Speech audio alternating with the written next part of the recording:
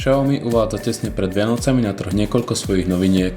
Medzi nimi nájdeme tretiu generáciu modelov Redmi Note pod označením Redmi Note 3 a druhú generáciu tabletu MyPad 2. Pekné plastové balenie obsahuje len nabíjačku, ale výrobca s ňou sľubuje veľmi rýchlo nabíjanie, a to až 50% kapacity za 30 minút.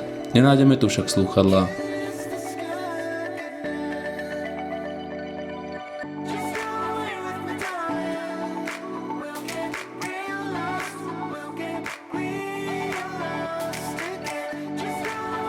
Telefón v ruke svojím kovovým telom pôsobí veľmi príjemne a jeho podobnosť s iPhoneom je veľká.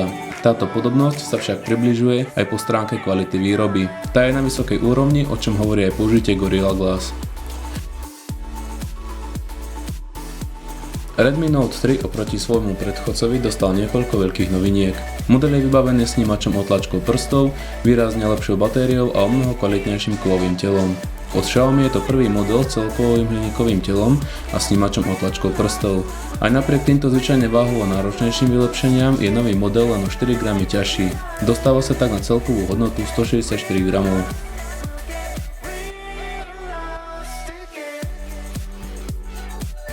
Na vrchnej časti vidíme už typické umiestnenie jacku, mikrofónu na odstránenie okolitého hluku a infračervený port pre univerzálne ovládanie televízie, rádia alebo DVD prehrávača. Na spodnej strane nájdeme mikrofón a micro USB port. Po bokoch prístroja nájdeme ovládanie hlasitosti, odomýkacie tlačidlo a na druhej strane šuplík pre dve microSIM karty.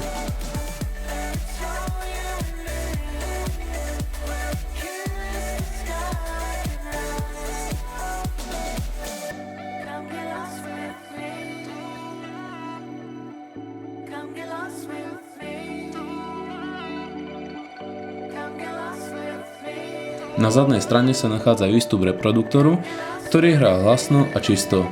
13 megapixelový fotoaparát s presvetľovacími diodami a najzaujímavejšou časťou na chrbte telefónu je čítačka otlačkov prstov, ktorá reaguje okamžite aj so zhasnutým displejom a tým spoľahlivejšie, čím viac vzoriek otlačkov pridáte.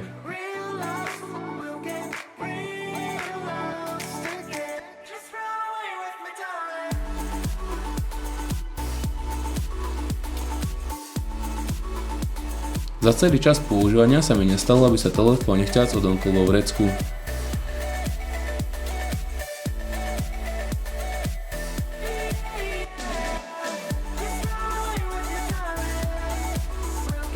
Do výbavy prístroja patrí 64-bitový 2 GHz 8-jadrový procesor MediaTek Helio X10 a grafický čip PowerVR G6200, ktorý spolu s Full HD displejom ponúka naozaj krásny grafický výkon.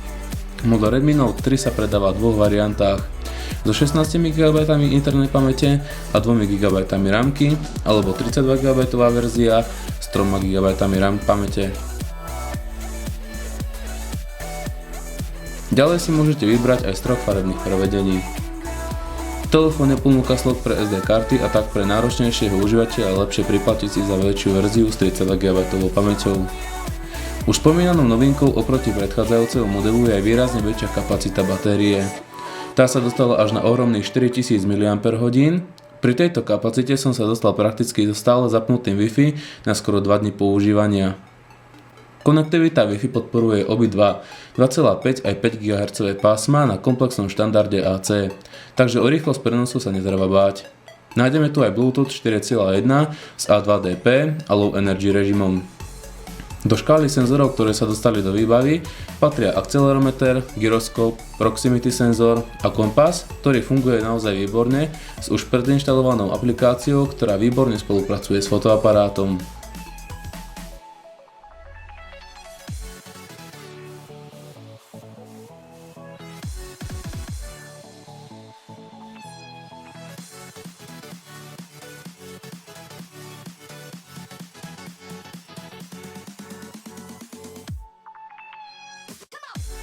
Dobrou vlastnosťou Redmi Note 3 je podpora LTE na obidvoch microSIM kartách, čo je pri čínskom telefóne vítané. Na LTE sa s týmto modelom u nás pripojíte u všetkých operátorov okrem O2, no problémy môžu nastať vzhľadom na nedostatočné pokrytie územia signálom.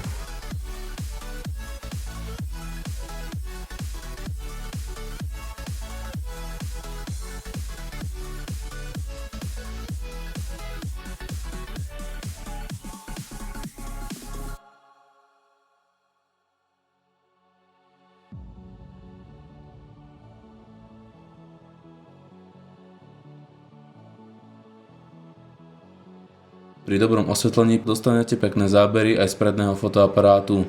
Ten má rozlíšenie 5 megapixelov. Zadný fotoaparát má možnosť snímania časozberných videí a videí na frekvencii 120 fps, ktoré si potom môžete spomaliť.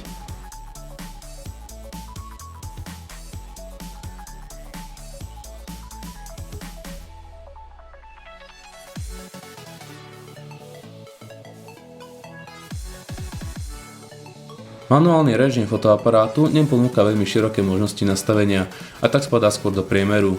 Fotoaparát ponúka užívateľsky prívetivé ovládanie, za čo môže použitá nadstavba Androidu MIUI vo verzii 7.